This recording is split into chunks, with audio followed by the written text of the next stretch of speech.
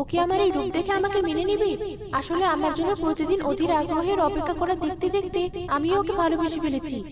তুমি বড় একটা ভুল করতে যাচ্ছ, পরে কিন্তু পস্তাবে। আমি একটু ওর সাথে দেখা করে আসি, নয়তো এই সুযোগ হয়তো আমার জীবনের কখনো আসবে না। চলেই যাই, আর বসে থেকে লাভ নেই।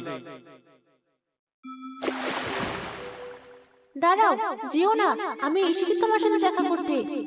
তুমি এসেছো? তুমি জানো আমি প্রতিদিন তোমার জন্য এখানে কত সময় অপেক্ষা করছি। তোমাকে প্রথম দেখাতে ভালো লেগে গিয়েছিল বলে আমার এত অপেক্ষা। কিন্তু তুমি পানিতে কি করছো? প্রথম দেখাতেও তুমি পানিতেই ছিলে, এখনো পানিতেই। পানি থেকে বেরিয়ে এসো। ঠিক আছে, আসছি। তুমি মানুষ নও? না, আমি জলপরি, এজন্যই আমি পানি থেকে বের হই না। এখন আমাকে দেখে তোমার ভালো লাগা বন্ধ হয়ে গেছে নিশ্চয়ই। না, উল্টো বেড়ে গেছে। তোমার সৌন্দর্য দেখে আমার মনে হয়েছিল একটা মানুষ কখনো এত সুন্দর হতে পারে না।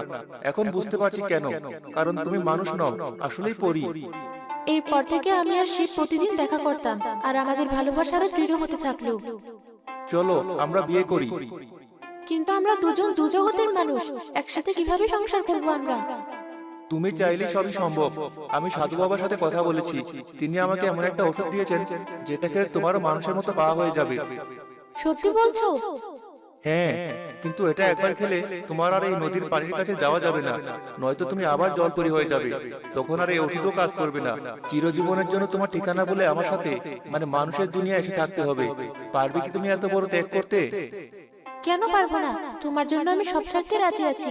শেষবারের মতো কি আমি নদী থেকে ঘুরে আসতে পারি? ঠিক আছে, যাও। Hello friends, please subscribe my YouTube channel. Thanks for watching.